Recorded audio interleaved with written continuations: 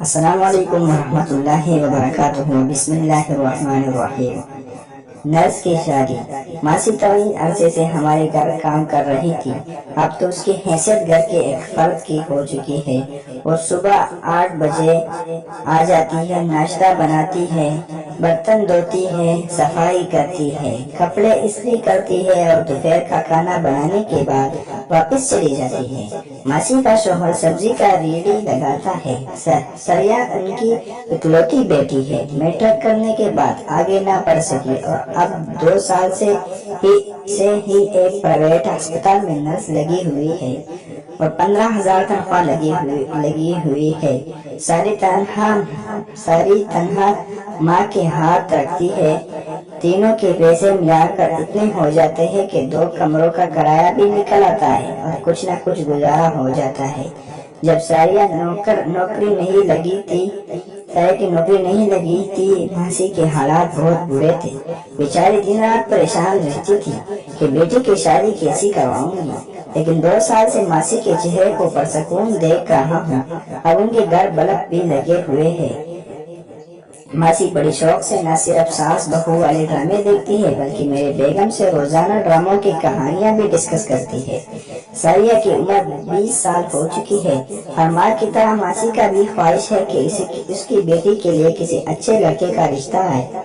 رشتے تو آتے تھے لیکن ماسی کے دل کو نہیں بہتے۔ ماسی اور اس کے شوہر کوئی نہ کوئی تیاس کر دیتا۔ پچھلے مرتبہ ایک اچھا لڑکا مل گیا۔ میں ماسی اور شوہر کو سمجھایا کہ نہایت موزوں رشتہ ہے، لڑکا کماتا بھی ہے اور آپ کی بیٹی جتنا پڑھا لکھا بھی ہے۔ بہت بنے گی جب دونوں آپس میں بیٹھیں گے۔ میری بات سن کر ایک نظر اپنے شوہر کی طرف دیکھا، دونوں کے آنکھوں میں ایک الجھن تھا۔ ماسی کا شوہر بے بسی سے بولا، لڑکا کم سے کم 12 جماعت تو پاس ہونا چاہیے اور اس لڑکے کا رنگ تو پکا ہے۔ میں اپنی پیاری ساریہ کو اتنے کالے لڑکے سے کیسے بیاہ دوں؟ میں سمجھ گیا ایک بار پھر انکار ہے۔ ساریہ کے لیے بہت سے رشتے آئے لیکن ماسی اور اس کی پسند پر کوئی نہ اترا۔ ایک دن میرے بیگم نے ایک نئی بات بتائی کہ ساریہ کے بقول ایک لڑکا ان سے شادی کی خواہش کی ہے اور اس کی تنخواہ 15,000 ہے اور FA پاس ہے۔ میں خوشی سے اچھل پڑا، گویا ماسی کی پسند کا رشتہ مل چکا تھا۔ 3 دن لڑکا اور اس کے والدین ساریہ کے گھر موجود تھے۔ لڑکا والوں کو ساریہ بہت پسند آئی اور بلد تھی کہ کوئی چھوٹی موٹی رسم ادا کر دی جائے، لیکن ماسی اور اس کے شوہر کے چہرے سے عجیب سی پریشانی آئی تھی۔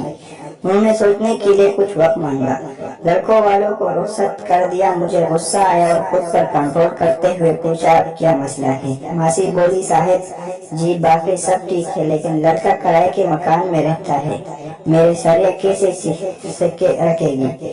میدان پر پیستے ہوئے، جیسے آپ کا شوہر آپ کو سکھا رکھتا ہے۔ یہ سنتا ہی ماسی کی آنکھوں میں آنسو آ گئے۔ صاحب جی میں نہیں چاہتی کہ جیسے میں نے مشکل زندگی گزاری ویسے میری بیٹی گزارے۔